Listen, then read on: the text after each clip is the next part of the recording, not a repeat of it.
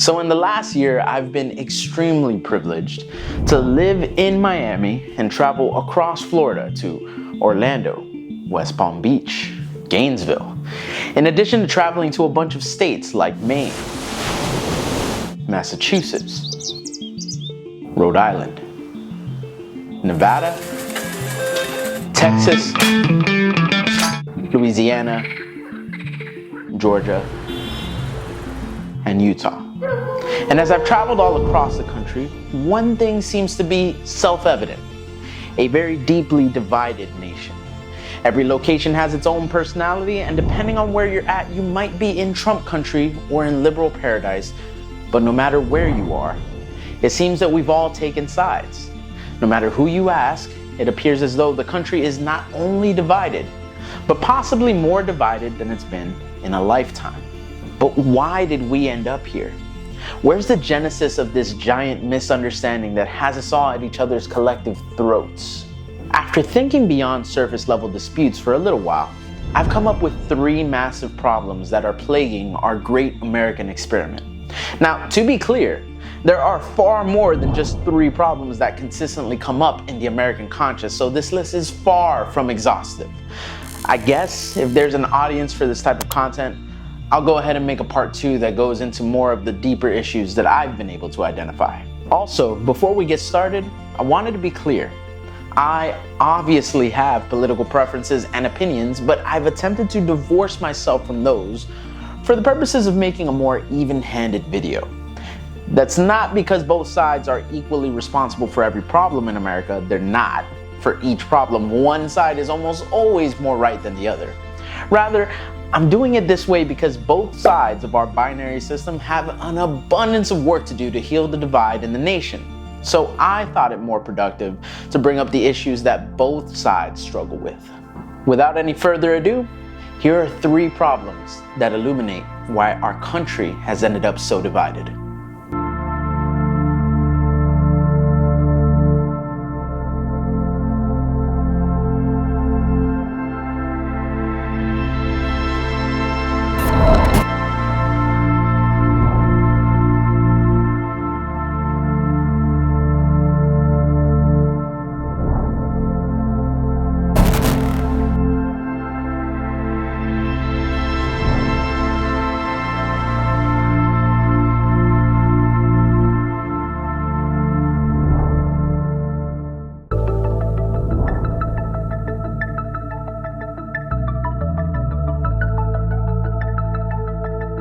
Alright, so here's a quick thought experiment.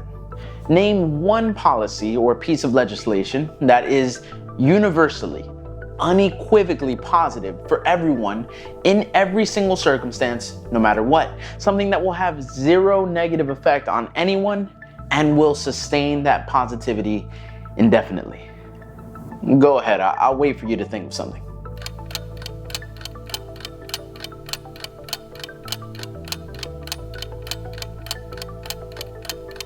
Alright, I know it's a little difficult, so I'll take a crack at it. You might say something like, well, freedom of speech is universally good. Is it though? Because I could use my freedom of speech to call you an ugly baboon with no friends. And then you can see that freedom of speech can actually be used to harm people. Or what about a law that prohibits rape? That's a great law that we all agree on, right? Except sometimes it convicts people who never committed a crime, ruining their lives irreparably. Sometimes it convicts people who deserve nothing but a lifetime of misery to a few months of probation. And sometimes, thanks to the wording of the laws, people who obviously committed these crimes, they kind of just get away with it altogether.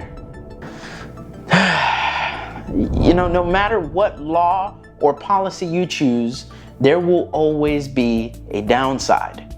Anyone who's ever had a run-in with the justice system will tell you, without a doubt, that we have not achieved perfect justice in this country. And we never will, for deep philosophical reasons that are well beyond the scope of this video, but which can be boiled down to the following statement. Humans are imperfect creatures and therefore create imperfect systems. It follows then that every single law has a trade-off. Want to create a law like welfare that feeds people in need? Well, you're going to need to raise taxes, and that's going to discourage innovation and raise unemployment. So you'll be sending even more people into poverty, and also you're going to be sending a message to certain people inside the community that work is no longer a necessary prerequisite to survival, as they depend on welfare instead of a job. Want to create a law that allocates money towards researching, a vaccine to fight a pandemic? Well, that's going to take money away from other programs, like feeding the needy. And it's going to provide vaccines to a huge group of people, many of whom don't even want the vaccine. Want to create a law that treats immigrants more fairly when they arrive to our country? Well, all that's going to do is incentivize people from around the world to try to come into our nation, flooding our already overloaded immigration system. There is a downside to every single law that gets passed. There's also usually an upside. So where does our divide come from? Well, we have two major political parties in this nation, and neither one of them advertise the nuance behind the issues. Both parties notoriously advertise just one side of the trade-off, and then they kind of pretend that the other side doesn't even exist. Let's talk about voting rights, so you can see a very clear example.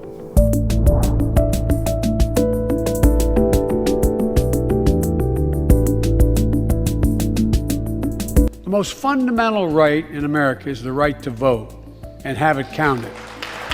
And look, it's under assault. In state after state, new laws have been passed. Not only to suppress the vote, we've been there before, but to subvert the entire election.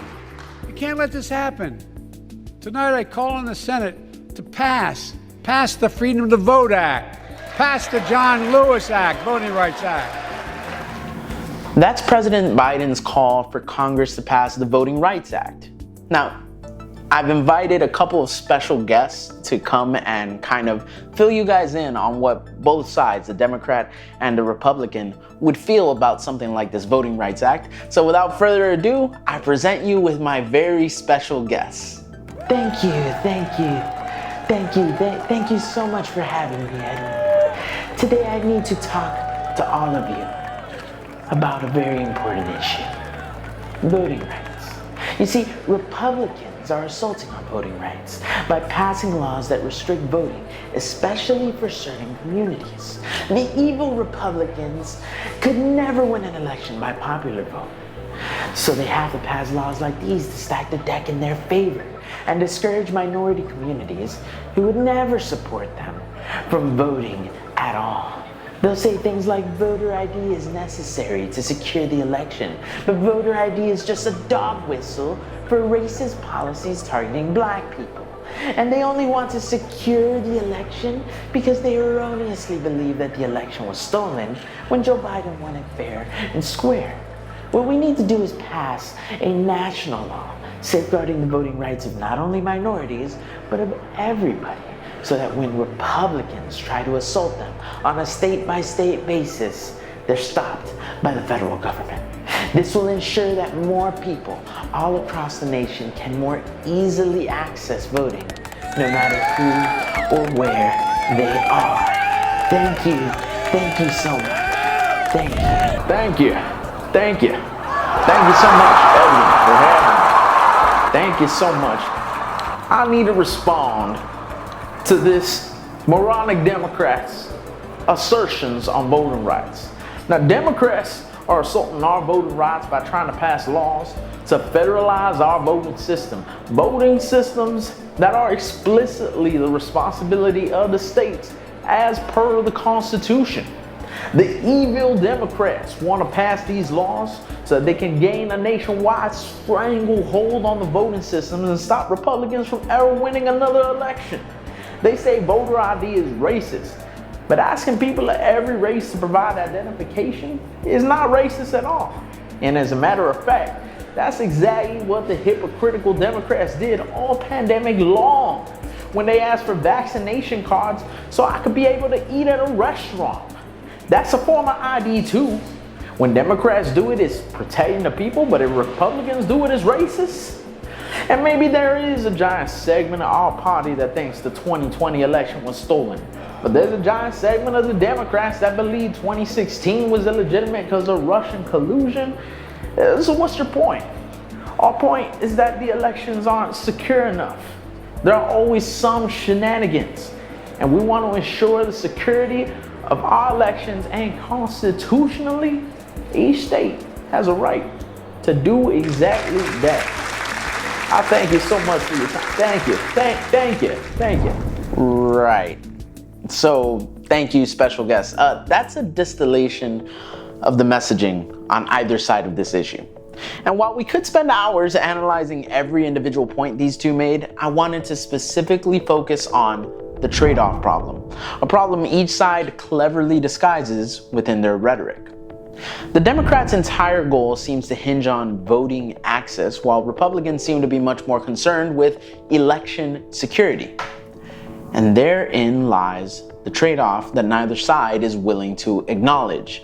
You see, the reality of the situation is that there is a natural trade-off that occurs with regards to any voting system, no matter what that voting system is or where it is implemented. And that is the following: access and security are inversely related.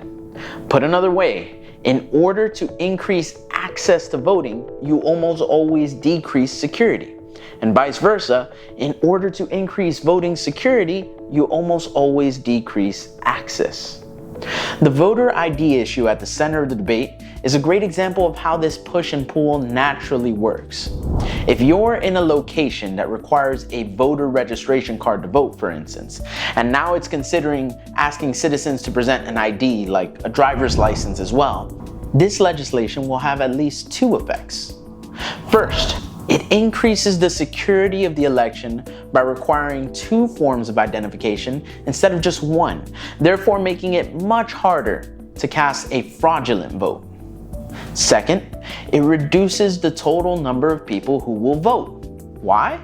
Well, because every election, there is a significant number of people on the margin, people who might vote or might not vote, literally depending on the weather sometimes.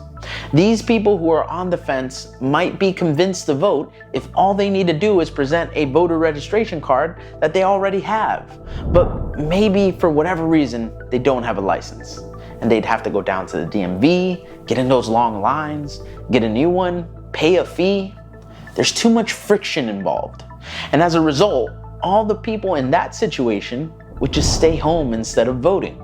You've increased the integrity of the election, but you've persuaded some voters who would have otherwise participated to stay home. But what if, instead of that law getting passed, it gets struck down? What if the state decides that voter ID is not necessary? Then all of those people who would have been pushed out of voting will re-enter the election scene. You would have more overall voters. But on the other hand, by only requiring one form of identification, you're making it much easier for criminals to produce forgeries and cast fraudulent votes. You're also introducing more people into a system. And whenever you have extra human involvement, that inevitably means extra potential for error or malicious manipulation of election results, especially if we're talking about election results. Now, if we return to our good friend, the Democrat, you'll note that he never really addresses the point on election security. He'll just gloss over that point, or worse, he assumes that election security is not a problem in the first place. But just because we don't have good statistics or metrics on a phenomenon doesn't mean it's not happening. Common sense tells us that when over 100 million votes are cast in a single election, there is almost certainly some level of fraud going on inside those votes. And the Republican isn't off the hook either. Whenever he talks, he'll just focus on the integrity of the election without addressing the fact that less people overall will vote. He'll say that anyone can go and get a voter ID if they really want to, so the law isn't technically stopping anyone from voting. But just because we don't have good statistics or metrics on a phenomenon doesn't mean it's not happening. Common sense tells us that if we pass a law requiring more hoops to jump through in order to vote, some people are going to get left behind. And because it's political suicide, Republicans will not acknowledge that less people overall voting is in fact usually a positive thing for their party. In a lot of ways, both sides end up being right. But neither side would ever acknowledge that about their foe. So the Democrats pretend that election security just isn't an issue, and Republicans pretend that voting access isn't restricted. And then that ends up bringing on that trade-off problem in a nutshell. Now, you want to hear my proposed solution? Stick around to the end of the video. For now, let's move on to the second problem.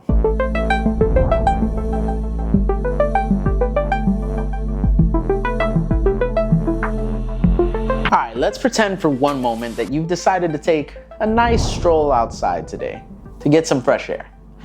And let's pretend that as you're walking around outside, your ankle suddenly twists and you fall to the ground, writhing in pain.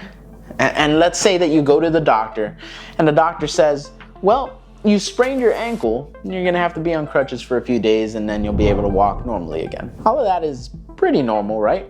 It's basically happened to all of us. Now, let's say that our reaction to this news of a sprained ankle is to go home and be angry at the earth for being uneven and twisting your ankle, and then to be miserable that you can't walk. And then after your anger festers about not walking, you tell everyone who will listen that you shall never walk again. Why would I ever walk again? Every piece of ground is just the same. If I walk, I'm just asking to sprain my ankle again. Every stroll would end in the hospital. Nope. I am better off staying at home and becoming a hermit. It sounds ridiculous, right? Well, the problem is that our country does this all the time, with every issue. We love overgeneralizing everything. It's kind of our thing.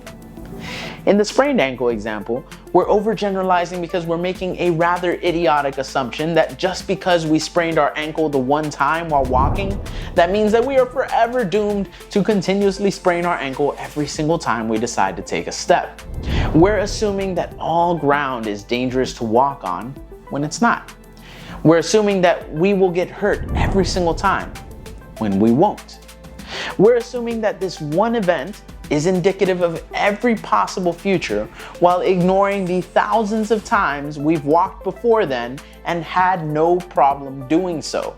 Overgeneralization is grabbing one specific instance and then applying it to the whole damn country when it should really only apply in the specific instance that it started with.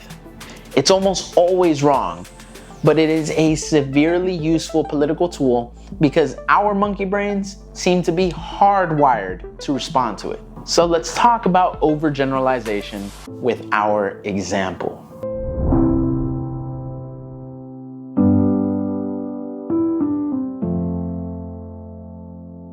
There is literally no better example in modern American history of the reality of overgeneralization on both sides than the Black Lives Matter movement. We're going to start at the beginning with a brief summary of the seminal events within that movement. Now, Black Lives Matter as a movement existed in some form or another for a long time, but it really gained traction with two killings that were widely discussed and dissected in traditional news media: Michael Brown and Trayvon Martin. With these two high-profile deaths, the Black Lives Matter movement entered the mainstream zeitgeist and began to shine a spotlight on every similar case. Now, I know I'm way oversimplifying here, so please forgive me, but I don't want this video to be 35 hours long, and we could literally spend hours going over each individual case and what made it popular and why it made its way into our conscience. But just in a nutshell, names like Breonna Taylor, Jacob Blake, Ahmaud Arbery, George Floyd, and many, many more became famous as victims at the hands of racist individuals.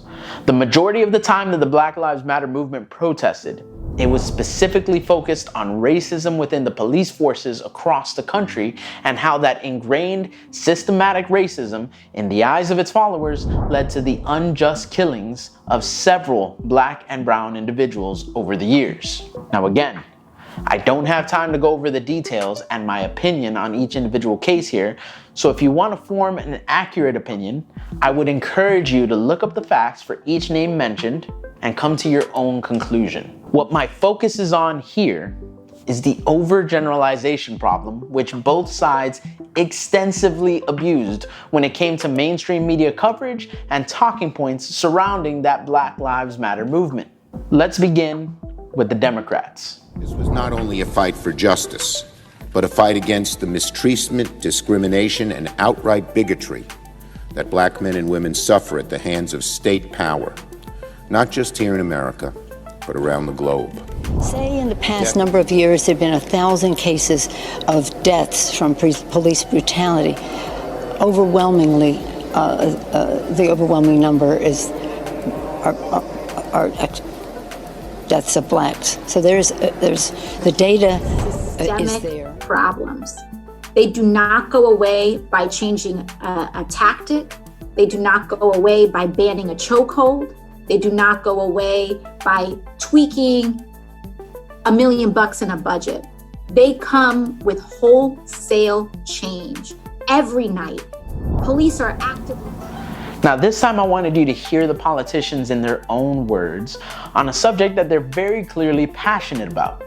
The clips that I just showed you are very indicative of the consensus from Democratic politicians and pundits in response to any Black Lives Matter controversy. The response always seemed to hinge on the idea of systemic racism within law enforcement and the justice system, and even more broadly, to America as a whole. The idea is that the tragic death of someone like, say, George Floyd was immensely significant because it sent a signal to the rest of the United States and it opened our collective eyes to the mass racism occurring right under our noses. The thinking goes that black and brown people, they've always been fearful of incidents like the George Floyd murder, claiming that these incidents could very well happen to them. And thus, we needed wholesale reform across society to rectify that situation. Now, just to reiterate, this is all a massive oversimplification of a complex issue. But let's talk about where generalization becomes overgeneralization. Fight for justice, but a fight against the mistreatment, discrimination, and outright bigotry that black men and women suffer at the hands of state power, not just here in America. Did you catch that? That's all it took to let a rational discussion about a specific incident go completely off the rails and enrage half of all Americans. And why do I say that? Well, we've all become so accustomed to this problem of overgeneralization that we don't even question when or why it happens anymore. In this speech by Chuck Schumer, we have a man who is beginning a speech about the murder of George Floyd by a derelict police officer in Derek Chauvin, one who was indeed found guilty of murder. The precise nature of the quote matters. Right here in the very first sentence, he says, "The mistreatment, discrimination, and outright bigotry that black men and women suffer at the hands of state power." Suddenly, without any need for explanation, we have expanded outwards from the specific case of George Floyd being murdered by Derek Chauvin to a huge, broad, overreaching statement that talks about all black men and women being targeted by all police officers and authority figures as dictated by that term that he uses, state power. And nobody blinked. Everyone in the media at the time agreed with the underlying assumption made here, that all black people are victimized in some way that is analogous to George Floyd, while all police officers and state officials are victimizers in some way that is analogous to Derek Chauvin. That is overgeneralization 101. You cannot say that every encounter with a police officer is like this one, because every encounter is unique and has specific context that changes the conclusions that we can draw about those interactions. Now, I have much more to say about this point here, so don't go assassinating me in the comments just yet. But before we get there, let's also talk about Republicans. Republicans are no strangers to overgeneralization. They just approach this thing from a different angle here. It's definitely not about Black lives. And remember that when they come for you, and at this rate they will. Mobs of violent cretins have burned our cities, defaced our monuments, beaten old women in the street, shot police officers, and stolen everything in sight. It has nothing to do with civil rights. It's violence. They want segregation. You cool with that? Black Lives Matter believes in force. They flood the streets with angry young people who break things, and they hurt anyone who gets in the way. Our leaders are weak. Tucker Carlson's points here are very indicative of where Republicans stand. And that's right. Republicans paint the protesters as the evil underbelly of American society. So how did they arrive here? Well, Black Lives Matter as a movement took off in the later years of the Obama presidency, gaining a lot of steam in 2013 and 2014.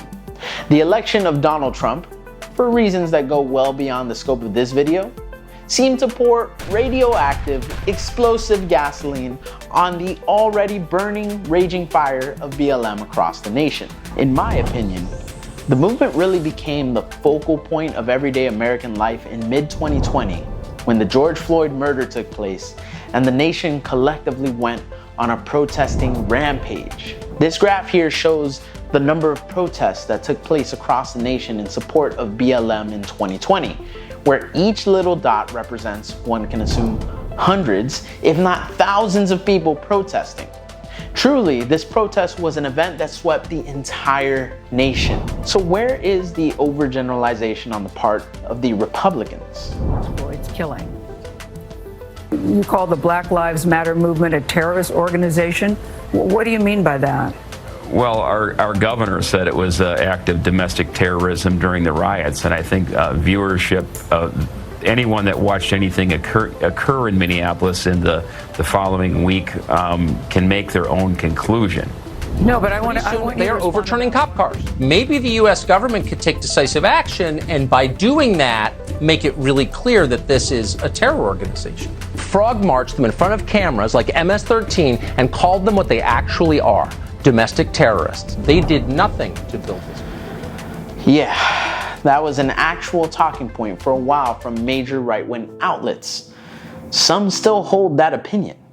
Black Lives Matter, a movement comprised of hundreds of thousands, if not millions of supporters, belongs in the same designation as ISIS. Now, putting aside the fact that if ISIS, a real terrorist organization, had millions of supporters, Israel might not exist and America may not have won the wars in Afghanistan and Iraq, so we're talking about a real terrorist organization. Calling Black Lives Matter a terrorist organization based on the fact that a few criminals from certain municipalities decided to go out and burn a building during a legitimate protest is severe overgeneralization. And that type of inflammatory rhetoric is just par for the course with the GOP, who constantly accused the BLM movement of everything from communism to Marxism to terrorism. And that is good old-fashioned overgeneralization, because just because one particular member of a vast nationwide organization espouses Marxist ideals does not mean that everyone associated with the movement is now a Marxist. All right, did I piss everyone off on both sides? I'm sure I did. I can already hear those objections coming.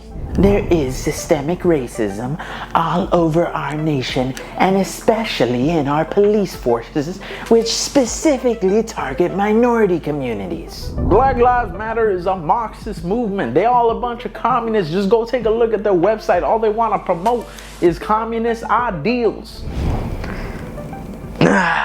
Okay, so let me address the legitimacy of these claims. You'll notice that the term that I continuously use to describe this problem is overgeneralization, not merely generalization.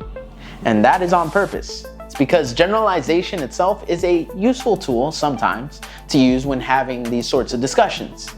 You see, when we talk about officers shooting black men unjustly in certain situations around the country, it is perfectly fair to ask the question, is this shooting indicative of a broader trend across the nation? Asking those types of questions open up the national dialogue and force us to confront certain harsh realities. Maybe black people do have a wildly different experience living alongside law enforcement than white people do, simply because of the color of their skin. A police officer is under fire for this video that's now gone viral. It shows him confronting a black man at a local restaurant, but not telling him why. Because I got called here for you. For what? What did I do? You have any ID on you? No, I don't have to give you ID, No, you do sir. have to. For what, sir? What did I do, sir? You do. What did I do, sir? God, send me another unit. Maybe black people are overgeneralizing the actions of bad officers themselves and concluding that there must be racism when in actuality, there is none. We got this address of CSA Q. We received several 911 calls from a cell phone. With a child on the line saying someone... How are you? Can you believe someone's calling to complain about kids playing basketball on the street? Oh yeah? I ain't real good at that. Is that like NBA height?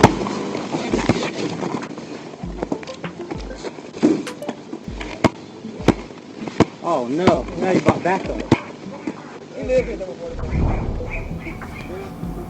Here's the craziest one. Maybe both things are true. Now, how can that be? That's a discussion for another time. But the point is that it is not wrong to have that conversation. By that same token, it is fair for Republicans to view the burning of a building by criminals who associate themselves rightly or wrongly with BLM as an objectively bad thing. It is not wrong to view the amount of crime and looting that was done across major cities during these protests and wonder whether there's perhaps an ulterior motive behind some in that Black Lives Matter movement. It's not wrong to say that criminals should be condemned for committing crimes, and that Democrats and the media seem to be slow to condemn these actions if they condemn them at all. The problem, once again, is not generalization. It is overgeneralization. That means it is perfectly fine to ask questions about how far out from these specific cases these instances go, but to draw infallible conclusions and paint every American with the worst brush possible, that's overgeneralization, not simple generalization. And the real problem is that there is no rigid line between the two, but rather there's a flexible line that is blurry at best. All I can say is that it is extreme and logically stupid to be on the side that all cops are bad and truly believe that every police officer in America is a racist waiting to kill black people. Just like it's also extreme and logically stupid to be on the side of BLM protesters are terrorists, and then truly believe that anyone who sides with BLM wants to loot the local target and burn your local cop's police car. Both of those ideas are rife with overgeneralization, and yet both of those ideas tend to be touted as pretty mainstream. And that, of course, is going to create a ton of issues when rational people try to sit down and have a conversation in this country. And before I tell you the solution, here's one last major problem plaguing the United States.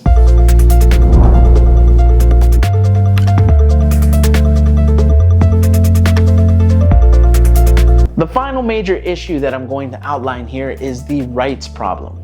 Now, the rights problem is all about how most people take their rights for granted and never really truly think through how a concept like human rights could even exist. We're going to start right at the beginning of American history with an important fellow named Thomas Jefferson. He's the one that we credit with the writing of these historic, iconic lines. We hold these truths to be self-evident, that all men are created equal, that they are endowed by their Creator with certain unalienable rights, that among these are life, liberty, and the pursuit of happiness. Now, I'm here to tell you that Thomas Jefferson was full of crap. My interpretation of those unalienable rights is that unalienable means unable to alienate. Or put another way, these rights are so basic and intrinsic and inherent to human nature itself that it is literally impossible to take these rights away. No matter how hard you try to oppress a man, you will never take his right to life, liberty, or the pursuit of happiness. So Thomas Jefferson, the owner of 600 slaves, is going to tell me that liberty is an unalienable right? Clearly, liberty can be taken away. The author of the quote is doing it himself. Or take life. Life is not an unalienable right. I can walk up to anyone with a gun and shoot it in their face right now to prove that I can alienate anybody's right to life. So Thomas Jefferson wasn't writing about reality. He was writing about an ideal world where life, liberty, and the pursuit of happiness were fully protected.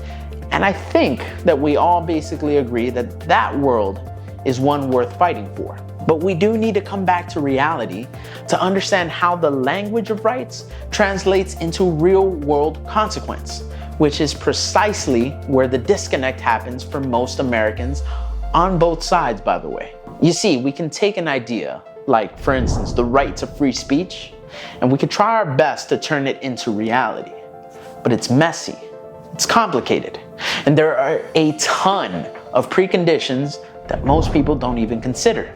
First of all, the general population needs to be aware that they have a right in order to even exercise it. This means that you have to bring up every generation with some sort of educational system that at least exposes them to the idea of free speech and then tries to explain as simply as possible what it is so that anyone, regardless of income or education, can enjoy this right. That means that you need to live in a stable society where there is enough peace, or at the very least, not enough violence, to destabilize social institutions or require people to constantly move about to avoid danger.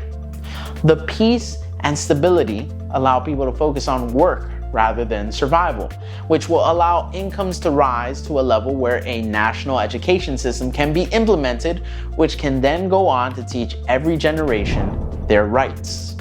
Now, just with what I've talked about so far, more than half the world, and more broadly, like 90 to 95% of human history, is already excluded from this conversation about a right to free speech. But there's even more than that. Once the general population is aware that there's a law regarding free speech, the population also requires systems in place to protect that right. A law written in a lawless country has no chance of making anyone feel that they have any rights. For example, Iran actually has laws on the book which guarantee freedom of speech and freedom of assembly to its people.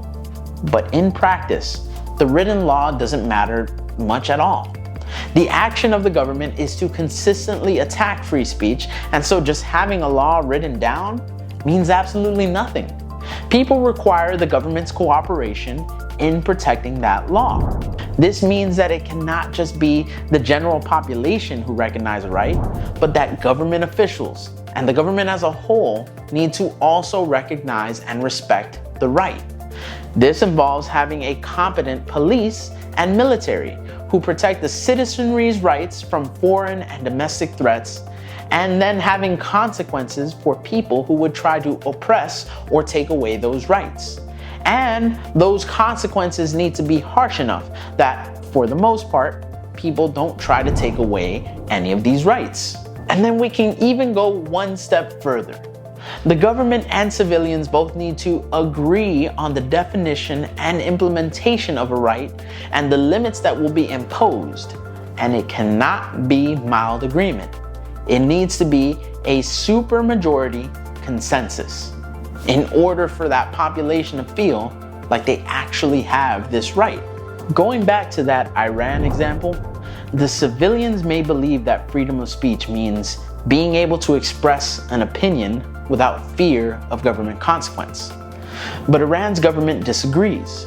They believe that freedom of speech is the expression of any opinion which adheres to the core tenets of Islam.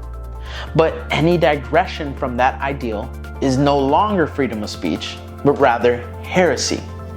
This fundamental disagreement in what freedom of speech even means leaves many Iranians feeling like they don't actually have free speech. So you see, we've only just scratched the surface on what things need to be in place for human rights to be able to flourish, and we've already come across a whole bevy of conditions. And these conditions are so pivotal that if even one of these conditions is broken, then the population ends up not truly having this right. And it requires consistency across an entire system. Something that's not easy when, for instance, you have a nation of 335 million people. Your rights, they're quite fragile when it comes down to it. It's kind of a miracle that we feel like we have any sort of rights when it's so easy for these petty tyrants to just take them away. But I've laid the groundwork here to talk about our last case study.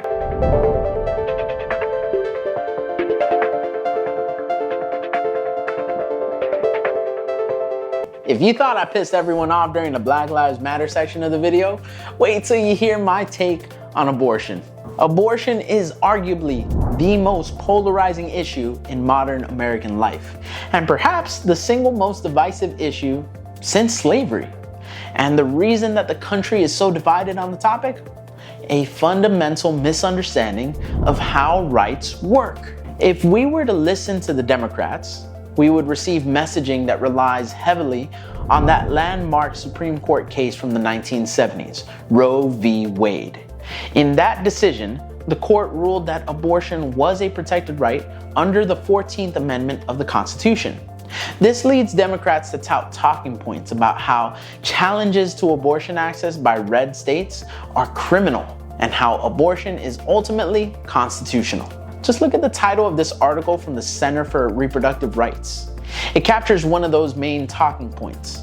Abortion is constitutional. But then, if we venture across the aisle and we dare to ask the Republican opinion on the matter, the Republican will turn around and call abortion providers the criminals. They're killing babies, they'll exclaim. And if you listen for long enough, or look for more than a split second at right-wing websites, you will inevitably come across something like this. The conclusion is clear. Abortion is unconstitutional. So which is it? Is abortion constitutional or is it unconstitutional? Oh boy, here comes the pitchforks. The correct answer is neither. Abortion is neither constitutional nor unconstitutional. At least not in the same way that freedom of speech is completely constitutional or that slavery is completely unconstitutional. The debate isn't settled. Now I know, it sounds like a cop-out, but let me explain before you go and have my head. Abortion is not explicitly constitutional. There is no mention of it anywhere in the founding documents, nor in the amendments, and if we are being honest about the intentions of the authors of the founding documents and the amendments, we'll find that the supreme law of the land does not, in fact, protect abortion. However, in the United States, the Supreme Court can sort of enshrine rights by proxy, meaning that while the Constitution itself doesn't mention abortion explicitly, the Supreme Court did, and that's not nothing. As a matter of fact, that very case is so pivotal that depending on who you ask, the statistic is either that 60 million plus women were allowed to exercise their privacy and healthcare rights, or that 60 million plus babies were murdered since that ruling. So the Supreme Court has declared that abortion is a right. Why are we still fighting over it then? Why is this debate not settled? And here we have finally arrived to the crux of the issue. Our system was intentionally designed to allow for gradations to these rights to protect everyone from creeping authoritarianism. Let me explain. If you are pro-choice, you probably want abortion to be truly constitutional, like in the same way that freedom of speech is, or the right to bear arms is. You want this right, the right to abortion, to be the type of right that cannot be legitimately challenged. In the same way, if you are pro-life, you probably want abortion to be truly illegal, like in the same way that slavery is illegal. You want abortion to be utterly outlawed everywhere. Let's tackle how we can achieve either of those goals. Starting with that pro-choice desire for abortion to be totally constitutional and protected. In order for that to happen, the country would need to pass an amendment to the Constitution, protecting abortion explicitly. In order for that to happen, we would need to have 2/3 of both houses of Congress agreeing to pass this law as an amendment. Either that, or we would need to have 2/3 of the states agreeing to pass this law as an amendment. In Congress, the requirement of 2/3 voting for an amendment means that you would need to have double the amount of supporters as opposers. It is a supermajority. Put another way, you would need both parties to come to some sort of a consensus on this decision. You would need all of one party and a significant portion of the other party to agree in order to get this thing passed. Or, to go the route of the state legislators passing the amendment, you would need to get 34 out of the 50 states to agree on getting this amendment done. To put this in more practical terms, it means that there has to be a broad enough amount of agreement throughout the population that the population elects legislators in their individual states as well as federally into Congress that reflect this broad agreement, who would then go on to pass this amendment. Now, the fact that abortion passing as a constitutional amendment isn't even a part of the conversation right now underscores that this is not, in fact, a supermajority opinion in the country at all at the moment. The pro-choice side has not convinced enough pro-lifers or undecided voters to swing the tide in any significant way. As a matter of fact, on this particular issue, the country feels pretty evenly divided. Now hold that thought. When we talk about the pro-lifers, we're talking about making abortion completely illegal. As of today, the recording of this video, the pro-life movement cannot claim that they've made abortion illegal anywhere because the right is still protected by the Supreme Court's decision from 1973.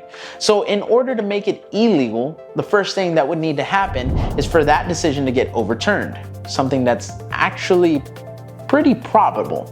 And since that can happen, well, how does it happen? The right has been protected for 5 decades, but here in the 6th decade, you may see Roe v. Wade overturned because the pro-life movement did enough work convincing enough people in the population to vote in presidents and congressmen and congresswomen and state legislators who would nominate and confirm Supreme Court justices who might overturn the decision now that the conservative justices hold 6 of the 9 seats. So after Roe v. Wade gets overturned, it's all over and settled, and the pro-lifers win, right? Nope. If that decision gets overturned, that just returns the issue of abortion to each individual state.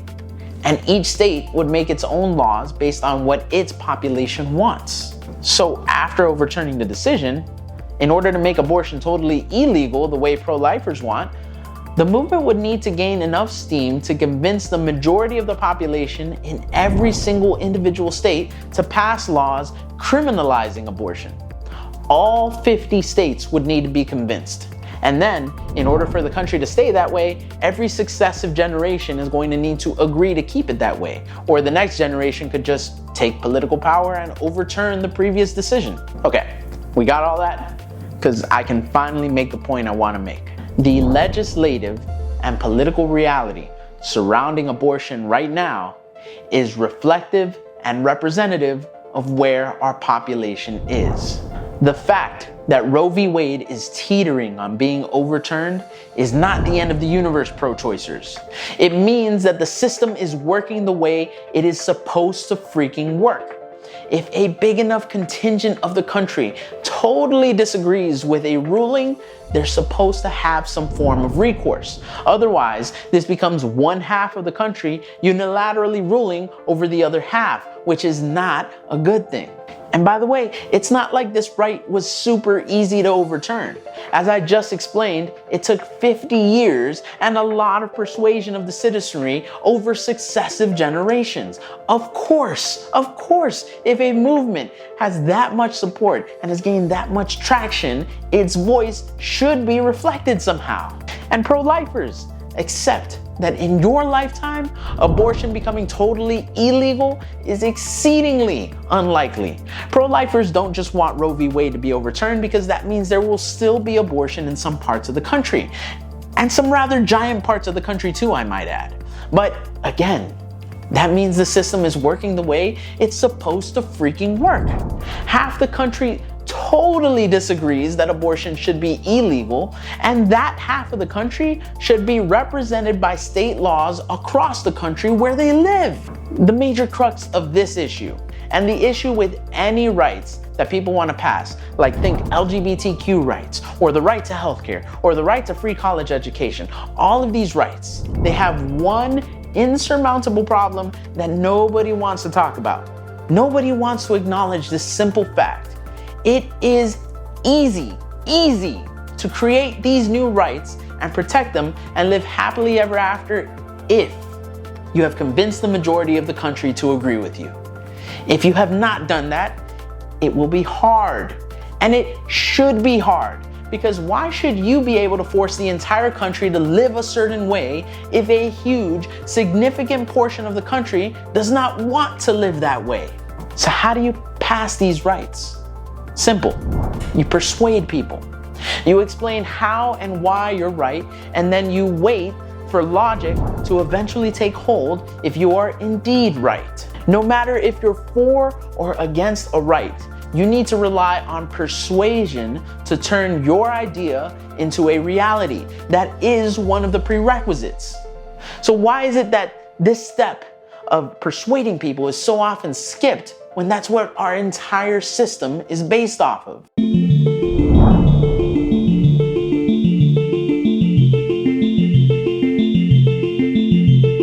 Anyway, that was a lot. When I sat down to think about what was dividing our country, there was so much to say. Most of it seemed obvious, and yet most of us don't think about these things. So the biggest solution to these problems then is to actually think deeply about some of the issues plaguing our country and to not dismiss anything as simple. It never is. But let's go a little bit more in depth as to how we can solve some of these specific problems. The mental tools that you can use to remember that politics is complex and politicians are speaking a certain language to a certain audience. Remember that, by the way. Politicians very rarely speak universally. They almost always speak directly to those who elected them, at the exclusion of those who didn't. Starting with that trade-off problem. Try to remember that the trade-off problem is present in just about every divisive political issue. Every law or policy has a trade-off. So before you go saying that the people who oppose putting, let's say, more money into welfare, they're all greedy bastards, why don't you try to listen to why they oppose it? Try to give the American people the benefit of the doubt. And remember that it is very difficult in this country, thankfully, to pass a truly, wholly malicious law. That means that there's always going to be a good reason to pass a law as well as a good reason not to pass it. And we should listen to both sides. Learning those reasons on either side of the argument is a good way to better understand why things are the way that they are in our country and why people continuously vote in a way that confuses you. It also humanizes your fellow neighbor, and let me tell you, we could sure use some more humanization these days. Second, let's talk about overgeneralization. The way that we combat this is by recognizing it when it happens. And the only way to do that is to train your brain to focus on specifics. Focus on these specific details and repercussions regarding the specific single instance in question. And only after you've done that, then begin to extend outwards if you want. But whenever you go outside the realms of these specifics, you should be prepared to admit that it is not a foregone conclusion, but rather a question. You're not saying that this one instance applies to everyone everywhere, because that would be stupid. Rather, you're asking the question, is this one instance perhaps indicative of a broader trend? Think about that BLM stuff that we talked about. It's not right to say that all police officers are murderous villains, but it's not wrong to ask the question, Is this one bad police encounter perhaps indicative of something happening across the country? And then you work to find that answer. It's also not right to say that all supporters of BLM are violent, city-burning rioters. But it's not wrong to ask the question, is this violent protest perhaps correlated to the BLM movement in some way? And then work to find that answer. Where you lose people and create division is when you jump to those conclusions without a shred of evidence. And keep in mind that the wider that you generalize, the more evidence that you will need. If nobody presents you with evidence, reject the generalization and stick to talking about the one specific instance. And finally, with regards to rights, first and foremost, stop taking your rights for granted. Stop taking for granted just how amazing your country is that you have any rights at all. You do not have to have rights. If you were in a lot of other countries around the world, you wouldn't have any. The second point to keep in mind with rights is that persuasion is the name of the game. It is the most important and effective tool that we have for political change. And never forget that. If you feel so strongly about the law or policy, advocate it. Talk about it and see if you can convince other people. If you're not convincing anyone, if you're instead just yelling into your echo chamber without getting anyone to actually change their mind, looking at you CNN and Fox News, then don't complain about the lack of change.